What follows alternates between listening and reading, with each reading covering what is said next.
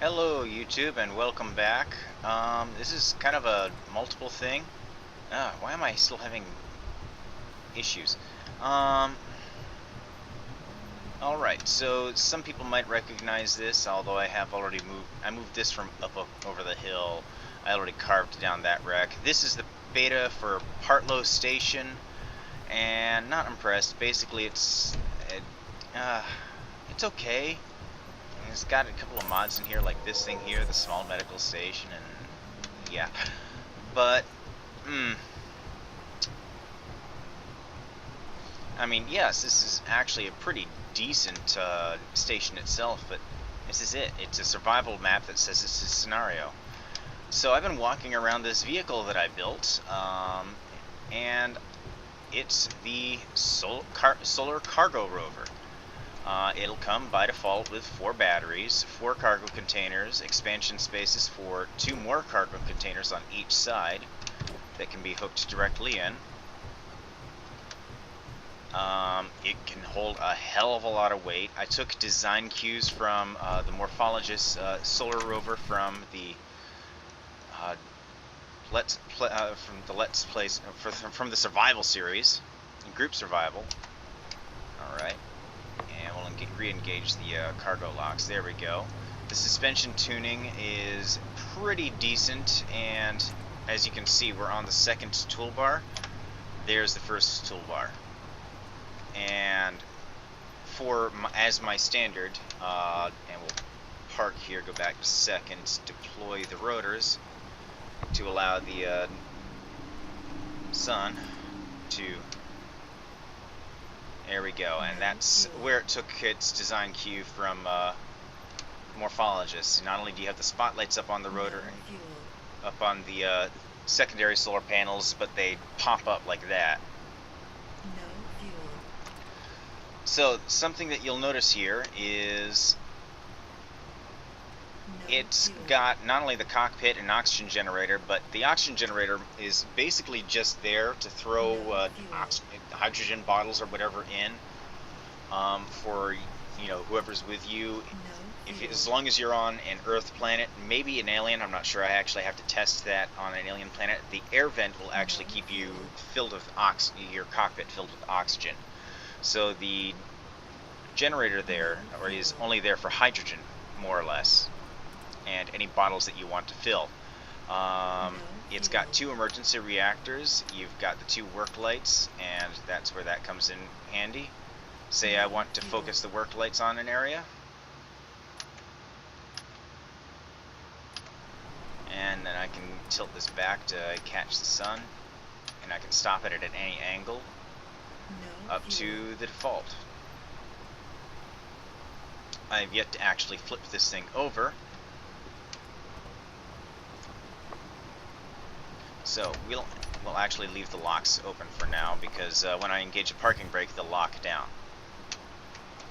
So you'll notice that only the front and rear wheels actually turn at this point. I could go really advanced and give the middle 2 sets of wheels slightly reduced turning radii, or to better to allow it to steer better.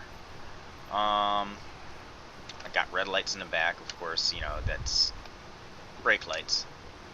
You've got the connector. It's basic, it's solid, it's simple, and yeah, you can have 2 guys here sitting in each seat, each flying a mining drone while you're driving out to a spot, and they can stay at, prospecting. You've got an ore detector and an antenna. They can use the antenna to contact things. The emergency reactors, say your batteries are out, it's in the middle of the night, pop on the reactors and you'll be able to get back home with it. And yeah, it's, really basic, really simple. So let's go out for some driving, huh?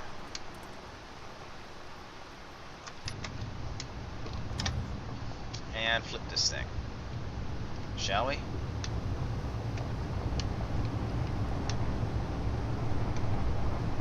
So yeah, we're in an ice tundra, and look at that airtime.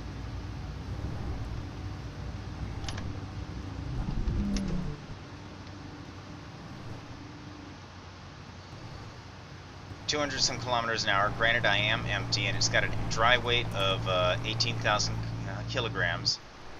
Okay, there. Whoa.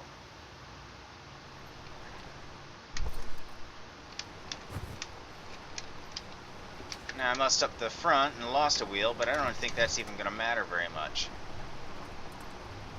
She'll handle it. So, you know, if you're going to be, you know, doing extreme speeds, watch your jumps. But, you know, that's kind of why you'll have the gyros as well. You can use the gyro assist to, like I'm doing right now, going back and forth. She'll handle herself.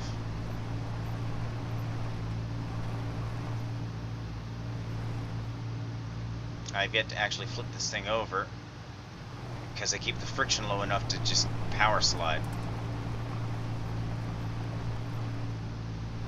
Let's try to flip her.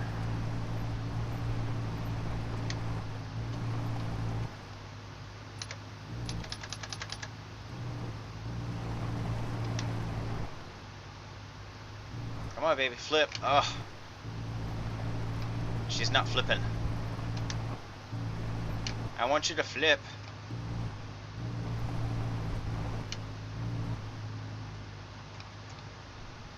All right. So there we are. We flipped. Oh no, what are we gonna do? Exactly what Morphologist did. Watch that action.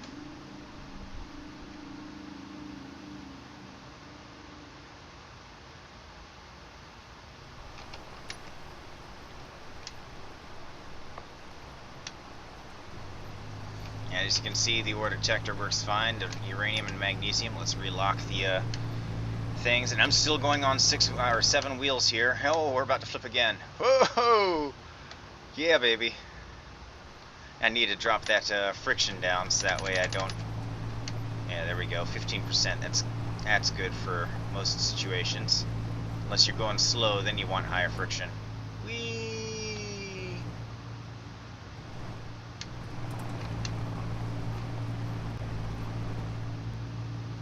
Missing a wheel and still handling like a champ.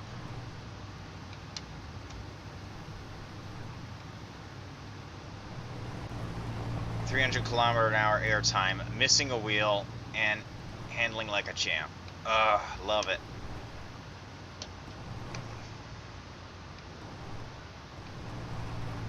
So yeah, you get an idea of how exactly solid this thing is, and because I built her in an Arctic environment, I decided that she's painted white. You can paint her whatever color you want, and I really, really, really hope that this becomes one of your favorite rovers. This might just replace the Sawtooth. In fact, I might dev it further and go for the Mark II and integrate part of the Sawtooth's design into this, but I like how this thing's built. Oh, that was a straight-on slam. What do I look like? I'm still on 7 wheels.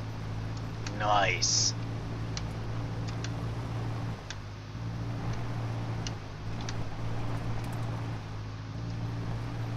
The problem with the Sawtooth is, frankly, it's only 4 wheels, and... Yep, okay, now I'm only on 6 wheels, and it's only the rear wheels doing the steering, along with the gyro assist. So yeah. Whee! Ooh, that was a hard landing. So yeah, now it's missing both its cameras and both of its front headlights and parking brake. I've already blueprinted it, so she'll be fine. She'll want to tip as long as she's empty. So, something I forgot to mention. You got a remote control sitting right there. Gyro's on top of it. You saw the gyro assist earlier. Yeah, I'd say even with that disastrous smashing the thing around, losing both of its front wheels, it's a great solid rover. I'm actually going to enjoy importing this into practically every map I got. And will ever fly. because it's remote controllable, you got 2 cameras, one on each side of the cockpit, in case, you've lost a wheel and you still need to drive it. So, yeah. I will see you guys later. Let's take this thing out for another spin, just like it is. I don't care. Whee!